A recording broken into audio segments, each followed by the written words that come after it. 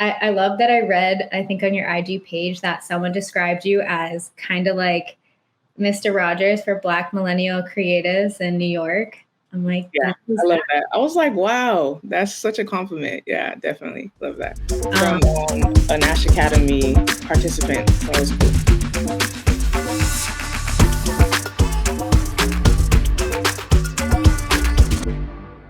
Ash level. You are a creative who cultivates and inspires a creative community. You started your own creative agency. You created Ash Academy. You're a part of Black Ignite.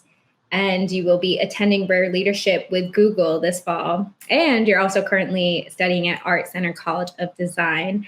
You do a lot. Thank you for being a guest on my show. Of course. So let's start with like where you're currently at with DNAD and kind of how you pitched yourself to them to create your own like dream job there. For sure. So DNAD, like you, I think I found it on Craigslist one night. I had lived in New York for maybe like 2 years by that, and I was just trying to like really I'll scoot over to the side. Sorry, yeah, I won't do that one. But I was just looking to really submerge myself in a creative lifestyle and just like really do what I wanted to do like every day and get paid for it.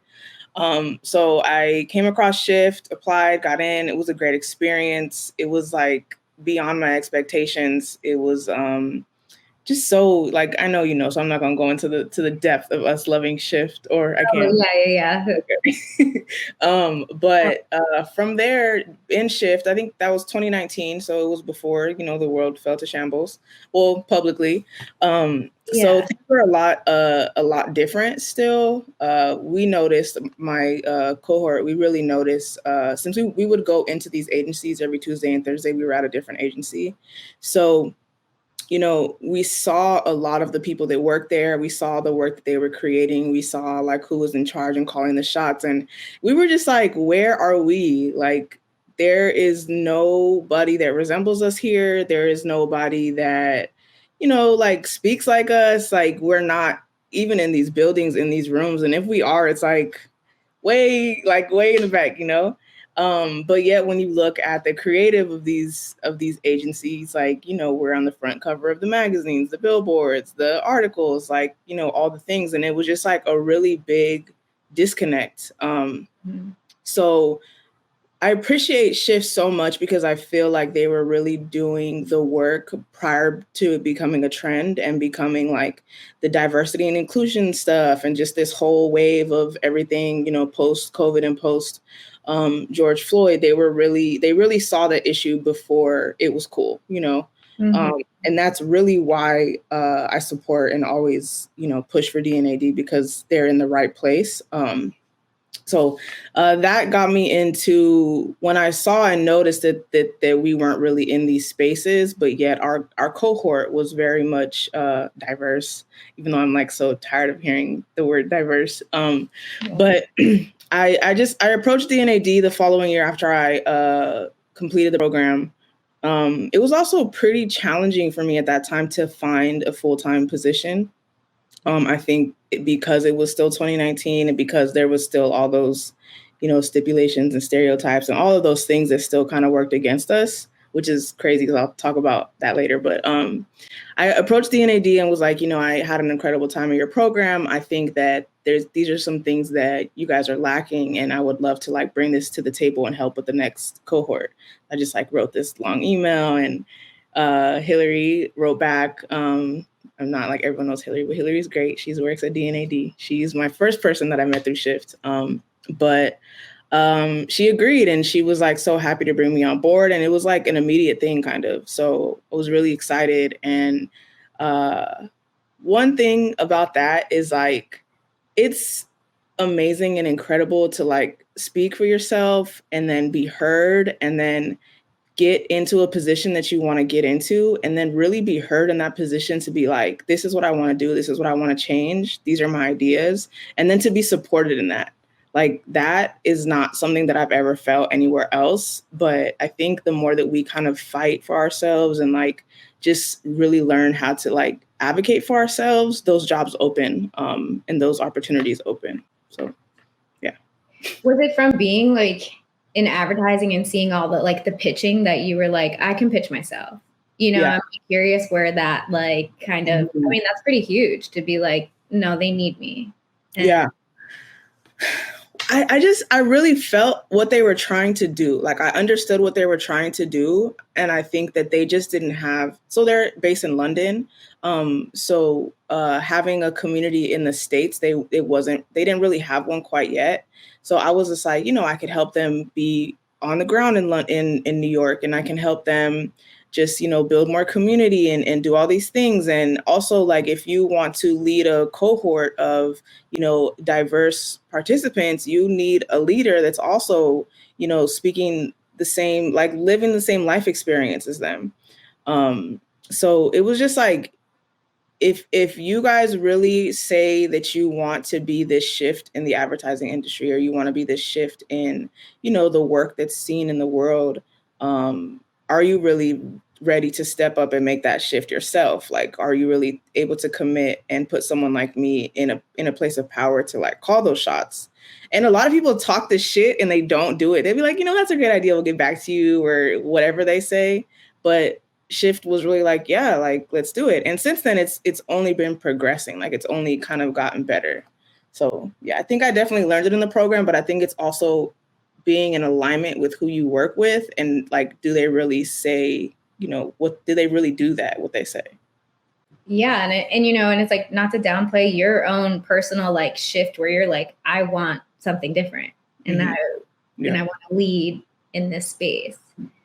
Were you leading in other spaces or was this kind of like the first time in Shift where you're like, I want to step up and be a leader, like with creative? I've always led, but sometimes I shouldn't lead. Like, sometimes you should know like when you should lead and when you shouldn't. Cause I end up like leading everything, like everything that I join, I'm like, I should do this. I should help it. I should make it better. But like, sometimes, you should not lead. Sometimes you should just stay the route. But sometimes you should, like, you have to know your balance, because it will take you over. But yes, I think my personality and just the person I am is just, I'm just a leader, and it just is what it is. Like, I don't know. Yeah. No, that's funny, because sometimes I think about that too, where, I can kind of take over, like I like stepping up in leadership positions, or I think I was training at, I don't know, Zara once, a long time ago. And they were like, and the woman was like,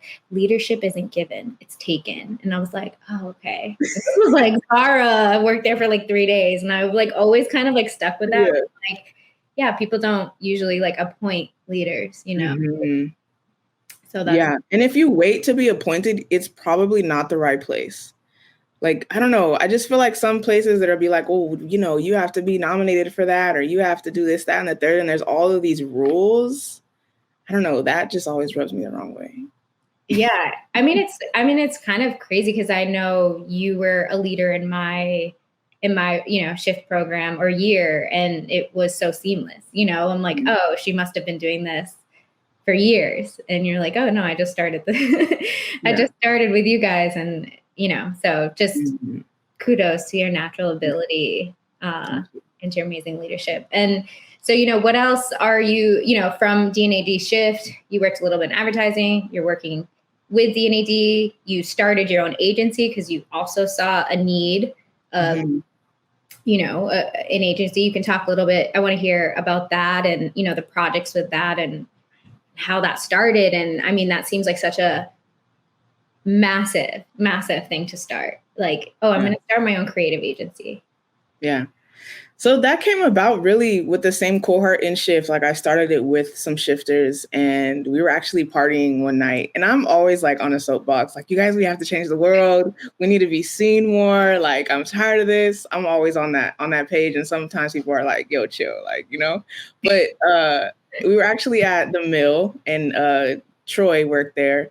So I was like, something's happening. Like, I feel something's happening. And I know I keep using the word shift, but it's like just the word to use. But I was like, the agency is going to shift. Like, the world's going to shift. Like, something is coming. And this was like in 2019. And then we started Presence and we started like doing our own thing. And I think Presence really, really started because we just needed space to create without like all the things on top of us creating. Like we just needed to be free and like do what we wanted to do and just make stuff. Like a lot of people like in a lot of spaces just don't give us, maybe now because so much has changed, but then like there was not space for us to just like be free like that, you know? So I really wanted to just make that, even if we made like work that was looking crazy, like whatever, I just wanted the experience. And in doing that, like I learned so much more about leadership, so much more about just like the process of creating something and how important it is to like get to know your teammates, get to know like, you know, how to, you know, being a leader is really, I think, just about like delegating and letting people know that like I support whatever it is you want to do. So bring that to the front. Like I want to work with that the most. Don't do what you think, you know, other people want you to do. Like I want you to do what you want to do and I will run with that. I think that's really all it is. Because once people bring their full selves like in, it's a wrap.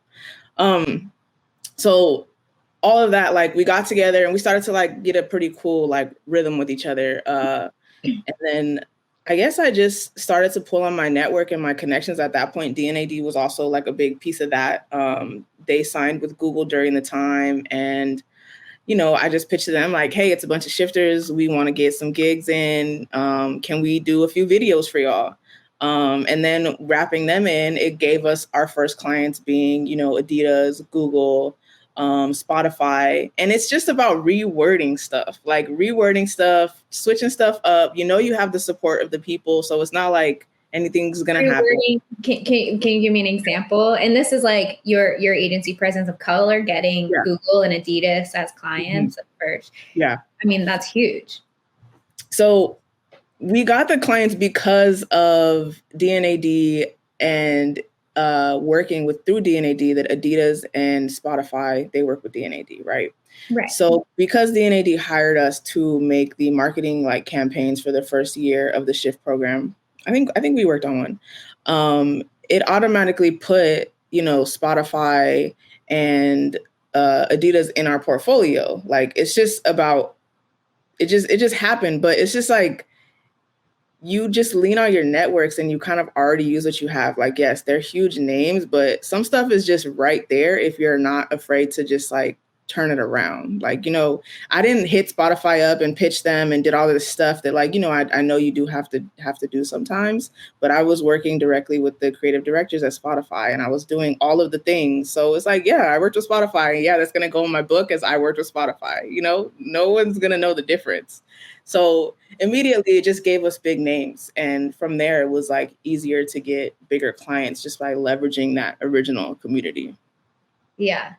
I mean, that's incredible. And when you were working with the creative directors there, I mean, did you set up a deck and pitch them, or was it more just like a conversation of like, hey, I got a great idea. Hey, you should use this for this. Hey.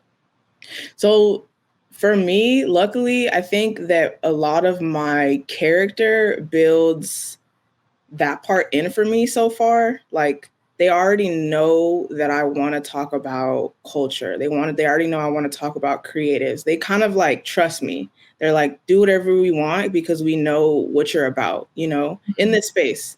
And most of my work is like word of mouth like that. I don't remember like pitching. Well, we did pitch to this robe place, which you know about, but a lot of my work is just from them already knowing who I am and knowing what I'm about. But, you know, that reminds me of a quote I heard. I forget who said it, but she's like, people buy into people. And exactly. I'm like, and that always stuck with me, that it's like, yeah, you can put your creative work out there. And yes, you have like skills, but at the end of the day, you know, companies and people buy into people. So I think that that's a perfect example. Absolutely. Of that. And so, you know, I think of you as like a networking guru.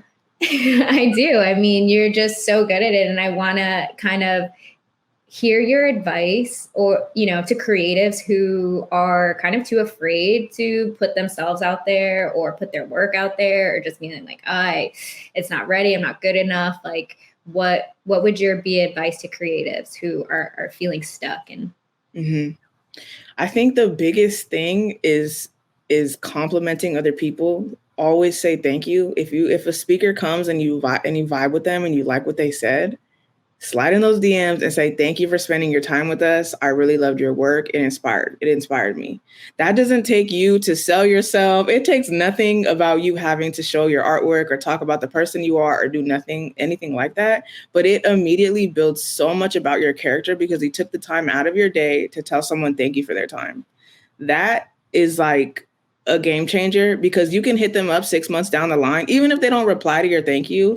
You can hit them up 6 months later, a year later, and that you're like, I'm looking for work, or I have this project I'd like to share, or I'd like to invite you to this. They can scroll up and see that your last message to them was, thank you, I met you at this talk, and yada, yada, yada, So it just builds that in there.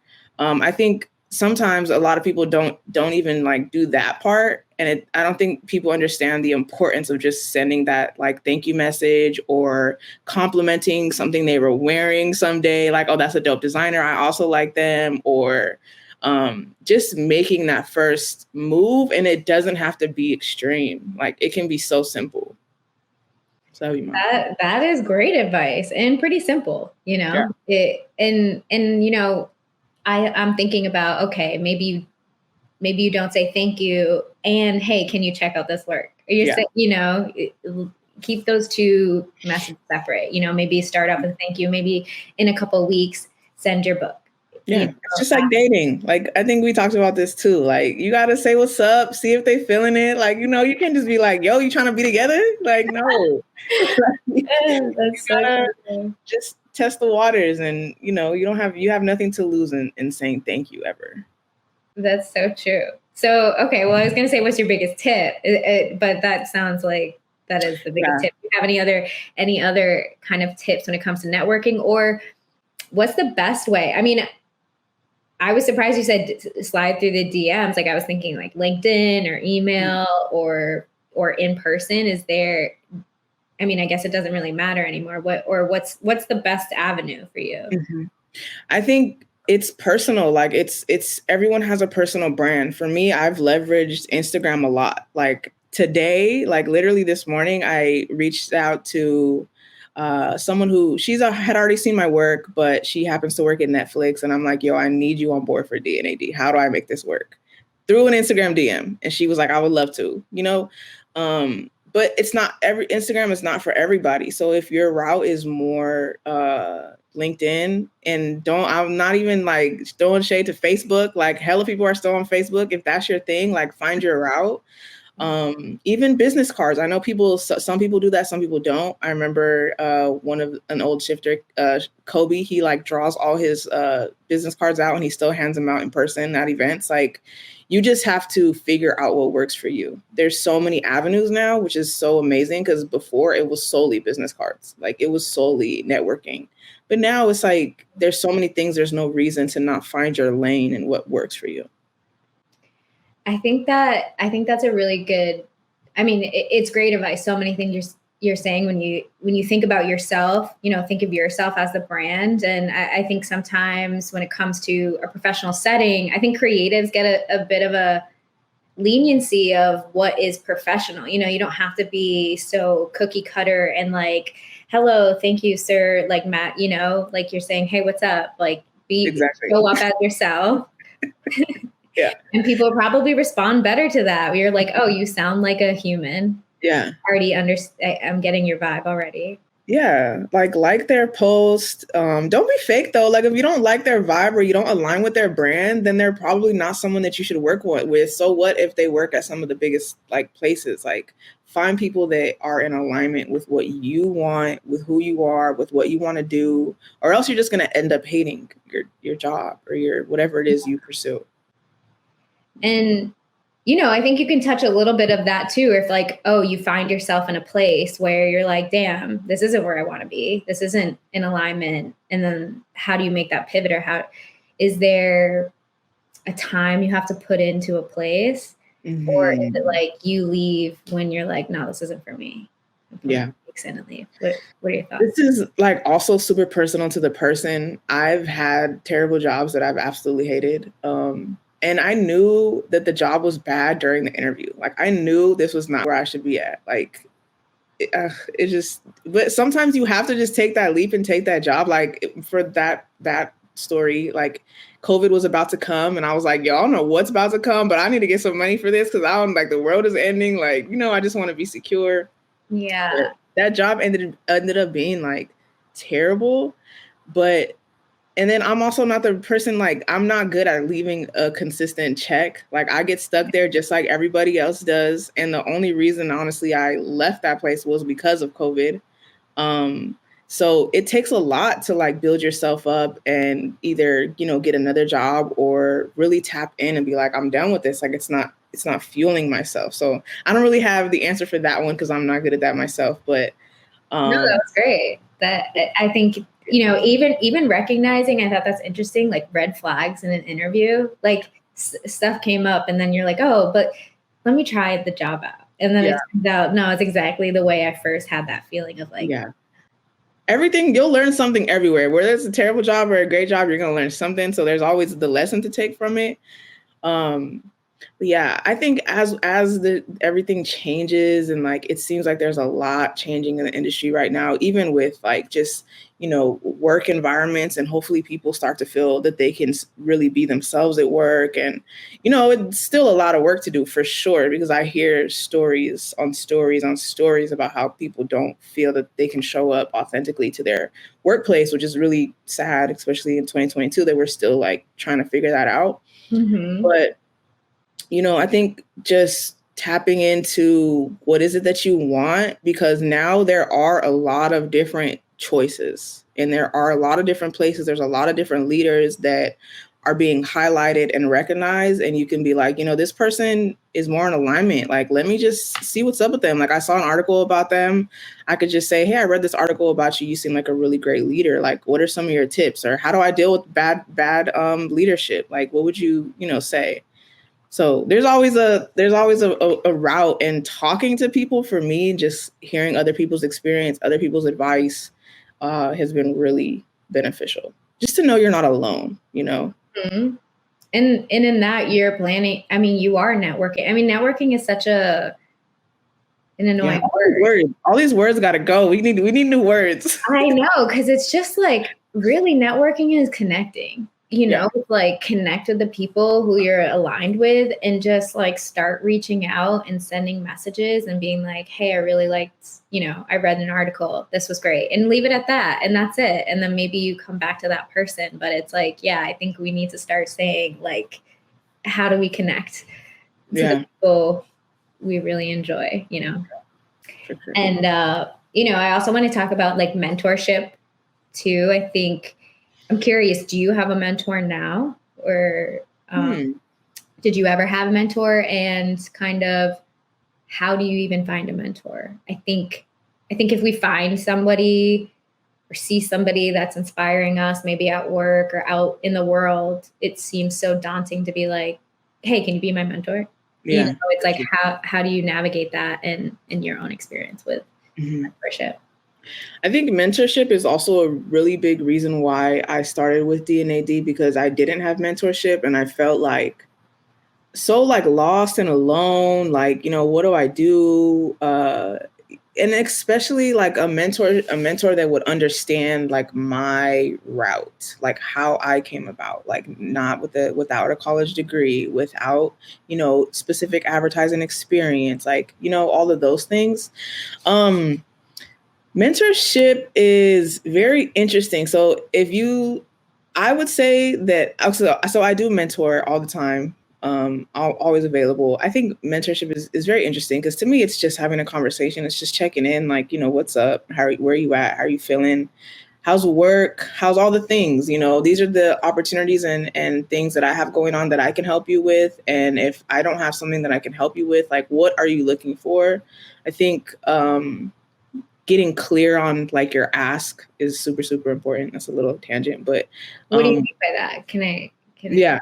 So when I mentor, a lot of times, like people will explain to me like what they don't like, or, how they feel about a situation, or all of kind of like the negative things. And I love to hear it. Like, don't get me wrong, bring it all to me.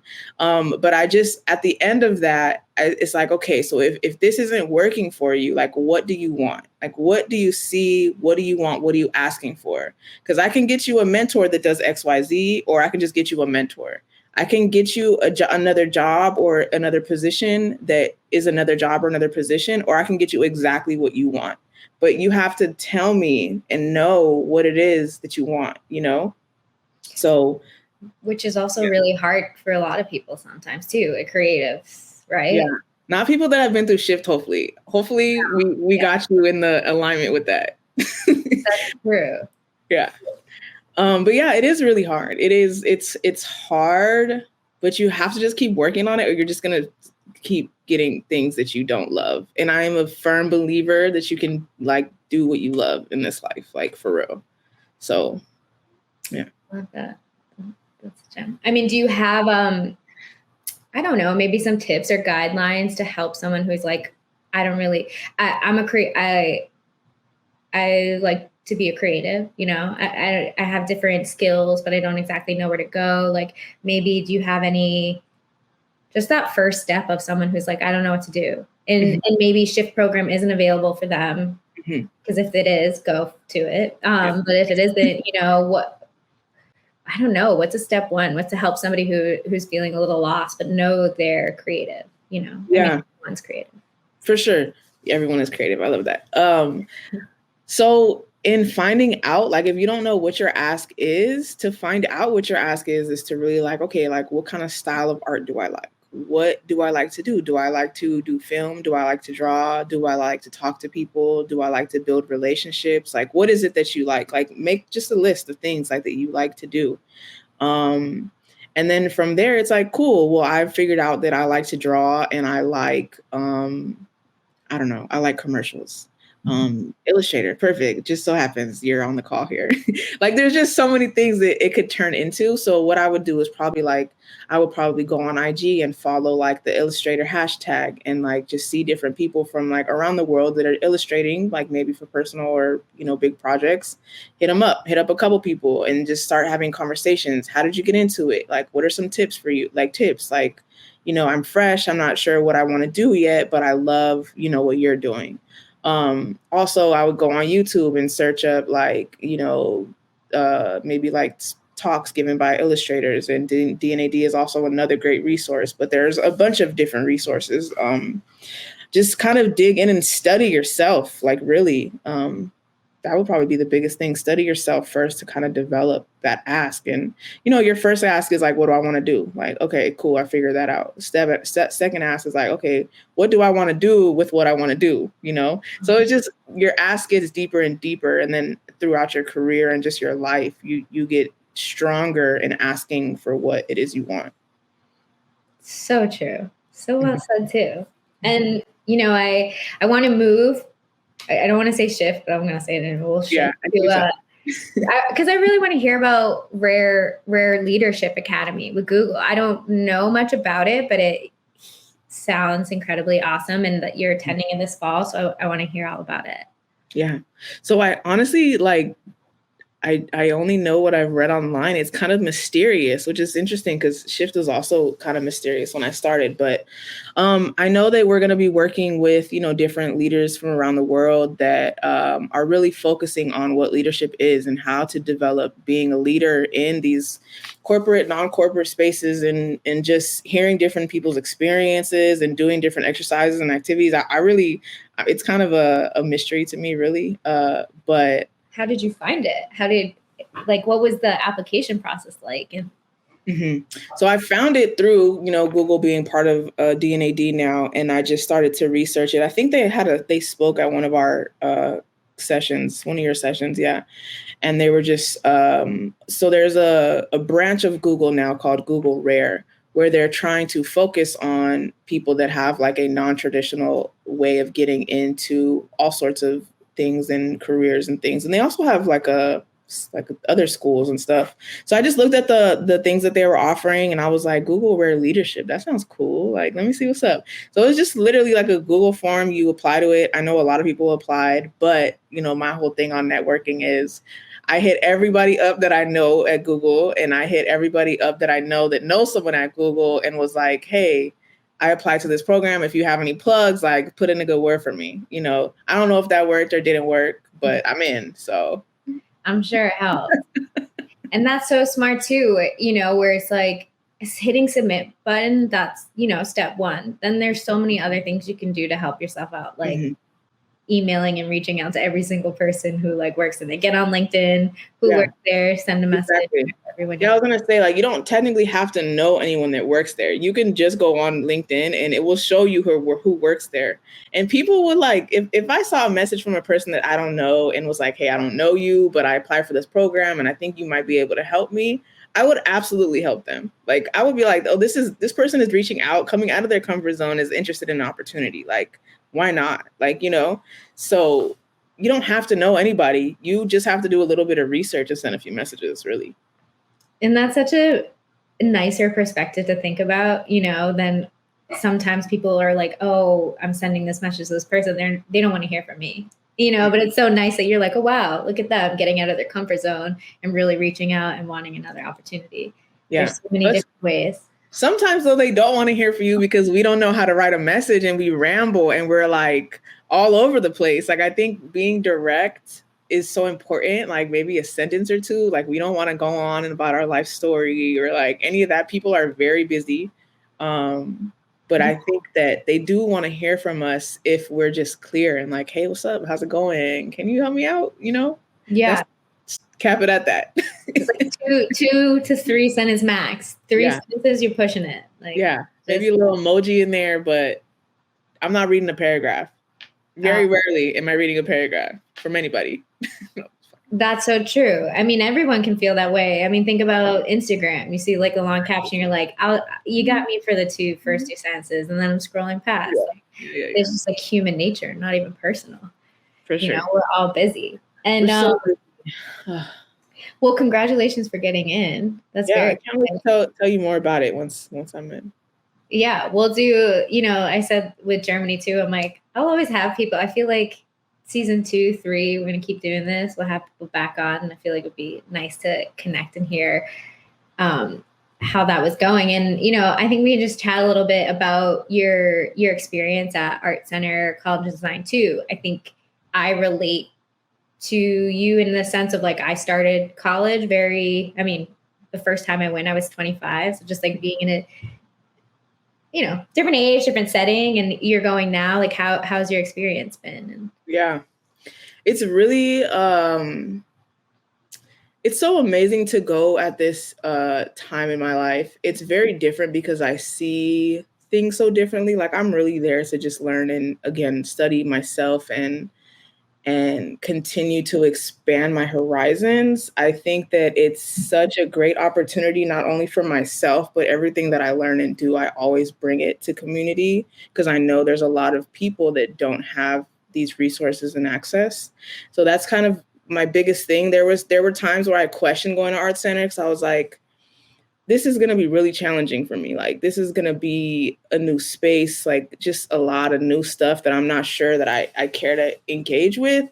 But I thought about like what that meant for my community really is what really solidified me going there. And then I also want to share a little bit of how I got into it. I was actually, again, this is DNAD has to like, you know, who's gonna have to blast this because we keep helping them out. But I went to a talk that was given by DNAD. It was about a graphic designer, and the graphic designer happened to be a professor at Art Center, a Black graphic designer professor. So one, I was like, wow, I've never seen a Black graphic designer professor, and definitely not at Art Center because their Black professors are very minimal. But I hit him up in the DMs and I was like, yo, I hit him up on LinkedIn, actually. I was like, it was during COVID. So I was like, can I get a link to one of your classes? Because it's COVID, no one has to know. Like, I just want to sit in on your class and like, you know, just see like graphic design. Like I used to be full-time graphic design. So that's why I reached out to him initially. And then he responded with, hey, I looked at your portfolio because it's on the bottom of my signature. Like, your work is really good. Why don't you consider coming again? Because I had applied to Art Center after high school. So long story short, before I could even reply to his email, Art Center basically called me and was like, you know, what's up? Are you interested? Like, I'll help you through the process. And I ended up, you know, getting a full scholarships and haven't really paid a lot since then. So it's, you know, I'm going full time. I'm starting on my third term this time. So that was all networking. That was all me sliding in someone's messages again. So, and it's a totally different world, element, career. So it's not solely to advertising that, you know, contact and connecting works. I mean, that's incredible. And congratulations on that too. I mean, so now you're there studying film? Or yeah, film with the focus on direction. I love it. It's interesting because I'm also learning that film direction is really just leadership. It's really working with people, and it's really just pulling, even working with actors, working with cinematographers, working with everybody on set. It's really just, you know, being able to pull them to their best creative self and pull them to their top, you know, space where they're able to just give their best. And then you make like amazing work that influences the world. So it's the same thing. Everywhere you go, it's really the same thing to me, you know? In that sense of just the same thing, in what way? Of reaching out, making connections?